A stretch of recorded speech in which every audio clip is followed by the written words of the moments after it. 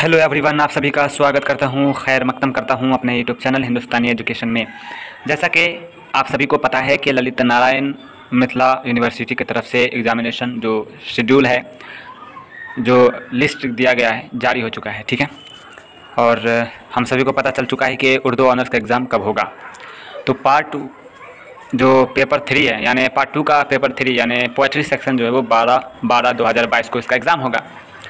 तो इसके लिए मैं गेस्ट क्वेश्चंस लेकर हाजिर हूँ। तो जितने भी हमारे चैनल पे नए हैं तो चैनल को सब्सक्राइब कर लीजिएगा और छोटा सा सपोर्ट कर दीजिएगा, और वीडियो अच्छी लगी तो दोस्तों में ज़रूर शेयर कीजिएगा। तो देखिए किस तरह का सवाल है, और इस सवाल को आप लोग ज़रूर पढ़ लीजिएगा, एक मरतबा रीडिंग कर लीजिएगा, समझ लीजिएगा, क्योंकि मुझे यकीन है कि इस तरह के सवाल ज़रूर टकराएंगे। देखिए पहला सवाल है, गज़ल गोई के फ़न पर रोशनी डालिए।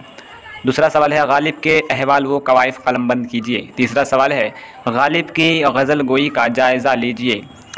उसके बाद है या में कि गालिब अपने हम उस गज़ल गो शायरों में क्या मकाम रखते हैं। चौथा है, मीर बब्बर अली अनीस की हालात ज़िंदगी पर रोशनी डालिए। पाँचवा है, मरसिया के अज्जाए तरकीबी पर तफसीली रोशनी डालिए। छठा है, मरसिया के आगाज़ व इर्तिका पर रोशनी डालिए। सातवां है, मीर बब्बर अली अनीस की मरसिया निगारी का जायज़ा लीजिए। आठवां है, मीर अनीस की शायरी का बेहतरीन हिस्सा बयानिया शायरी है, बहस कीजिए। नौवां है, फैज़ अहमद फैज़ की नज़्म सुबह आज़ादी का तनक़ीदी जायज़ा लीजिए। इसके बाद है 10वां में, नज़ीर उर्दू में अवामी शायरी के नुमाइंदा शायर हैं, अपने ख़यालात का इजहार ख़याल करें। 11वां में है, नज़ीर अकबर आबादी के हालात ज़िंदगी पर रोशनी डालिए। 12वां में आप लोगों के लिए ये बेहद इंपॉर्टेंट है, और ये नज़्म का नाम है कलजुग, जो नज़ीर अकबर आबादी का लिखा है। फ़र्ज़ लतीफ़ा अकबर इलाहाबादी। रामायण का एक सीन चकबुस्त का लिखा है। बदली का चांद जोश मलियाबादी। सुबह है आज़ादी फैज़ अहमद फैज़। तो आप सभी को इस नज़्म का ख़ुलासा पढ़ लेना है, याद कर लेना है।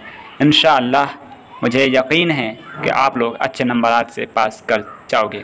तो इस वीडियो में बस इतना ही। देखते रहिए हिंदुस्तानी एजुकेशन। मिलते हैं अगली वीडियो में। Goodbye and take care. अल्लाह हाफिज़।